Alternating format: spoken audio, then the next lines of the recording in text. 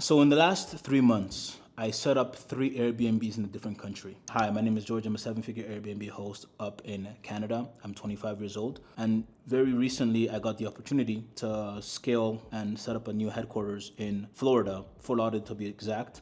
I picked up a new house there, beautiful house, 3 bedrooms with a hot tub and a pool. And then we picked up 2 more in Miami that I manage with one of my students. And let me tell you something. I would not recommend anybody to to set up a property, the first property in a different city or in a different country, unless there's special circumstances. But the logistics that go into setting up a property in a different place is something that I did not account for to the extent that it was. The biggest thing that you need to understand is taxes. You need to truly understand how you're going to set up your tax infrastructure, because if not, you get taxed in both ways. You're going to get taxed in your own country and in the country that you're running your operations in. So that's number one. Number two is every time you set up a business or an Airbnb listing in a different city or a different country, what you need to understand, the most important thing is you need to have a team in that city, in that country, in that vicinity. Because if something goes wrong and you're not there, you're screwed. So the first thing you want to do is you want to make sure that you have people in place in those places, because it's going to make your life significantly easier when you can make one phone call and the person that you need is about 10-15 minutes away from the house rather than you being 6 hours away. Okay, so you want to have a team in place. Another thing that you also want to do if you're thinking about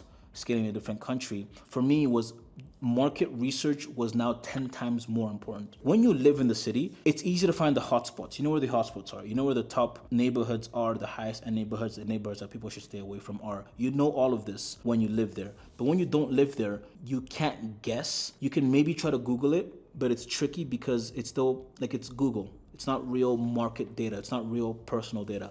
So what you have to do, what I did, was I flew out to Fort Lauderdale about 4 times before I finalized it to find the top performing neighborhoods, to find the top performing listings, to find the best attractions, immerse myself in the city, in the culture, in the neighborhood, so that when I actually make my listing, it looks like a listing that embodies that city. Because when people are traveling to a city and booking a house in that city, they don't want to book a house in Fort Lauderdale and get a house that looks like Jamaica. It doesn't make any sense. So when they book a house, when they book a place in Fort Lauderdale, they don't expect Disneyland. When they book a place in Toronto, they don't expect Detroit. They expect the Fort Lauderdale touch. They expect the Fort Lauderdale touch, if you will. But to truly have that in your listing, you have to be there, spend some time there, and truly immerse yourself in the city, in the culture, knows where the top restaurants are, know what activities are happening in the area, when they're happening. You have to truly understand all of these things so you can encompass your listing in a way that attracts the right people, number one, and that people truly feel like they've arrived. So those were the biggest lessons that I've learned. But another really cool thing, if you're already operating on Airbnb, is it's a very good way to test your infrastructure that you've already built. If you have no infrastructure, it's going to be almost impossible to set up in a different country. Like, it's going to be so hard because there's so many things that you need to account for, plan for, strategize for, understand, and prepare for. If you don't have any of these things or you don't know, you're going to find out when they break. And if something breaks and you're 6 hours away, 7 hours away, 8 hours away, you're fucked. Truly understand that. So it's a good way to test the systems that you already had. I already had systems on Airbnb because I've already set up multiple Airbnbs in different cities here in this country. So I was able to use these systems and infer what would happen or what I need to set up in that country. But with that being said, all in all, even though it was a long process, mostly because of regulations, you do have to keep in mind that there's different regulations in different cities and in different countries. So you want to understand and make sure that you're abiding by you're compliant and abiding by those laws.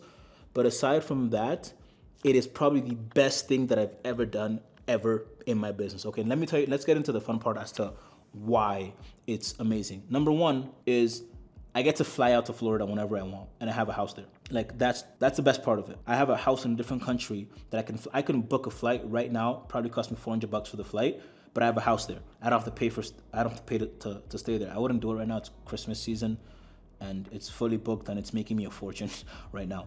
But I have that option, which is absolutely amazing. I could book it off for a week in 6 months from now and stay there. So that's a really cool thing. But not only that, now I've been able to build a team in Florida, meaning if I want to get 3, 4, 5, 10 more houses in that state in Florida, I now have people there. I'll probably try to get it in the nearest vicinity. I have one in Miami, and the same cleaning team manages both the 2 houses over in Miami. So because I've already set up the infrastructure in with one house, it's now so much easier to scale in that area. So if you have something that you've been eyeing, or a city or a state that you've been eyeing, the first one will be the hardest, but the second, third, fourth, fifth will be significantly easier because you can use the same people to just be on ground managing, handling all the situations in the other ones.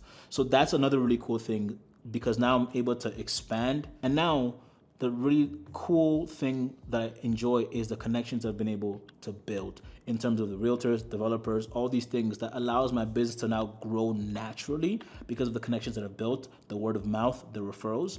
America's a gigantic market. There's so much opportunity in the States that I can now take advantage of because I'm an operator that has listings there, and I can now make my connections in that area. So those are the biggest lessons that I've learned from operating in Florida. My business has now scaled by probably another, honestly, $200,000 with the couple of listings that I manage there. And predominantly comes from one of them, which is my listing down in Florida, the one house in Fort Lauderdale. That one's gonna do significantly well. But I've built my portfolio and in a different country, and it's probably the coolest thing that I've done, to be honest with you.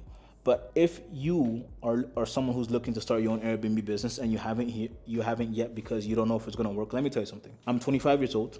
I've had my business for about 3 years now, and I built it in Canada, and I just scaled from 0 units in the States to 3 units in the States in about 3 months. I'm a Canadian that came to the States, and within 3 months I had a 6-figure arm of my Airbnb business. I'll now have a 6-figure business in the States. So I have a 6-figure, 7-figure portfolio in Canada, and I have a 6-figure portfolio in the States. So if I can do it, there's no reason why you can't. I just came to your country and I just made 6 figures. There's literally no reason why you can't do the exact same thing for yourself. And if there is a reason, you're just making it up. Like, I'm gonna be completely honest with you.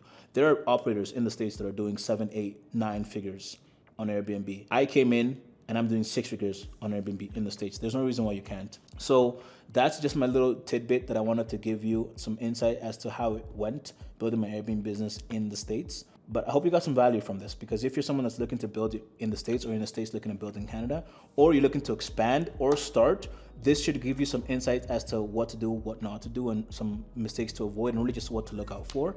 And I hope you got value from this video, and I'll see you in the next one. Cheers.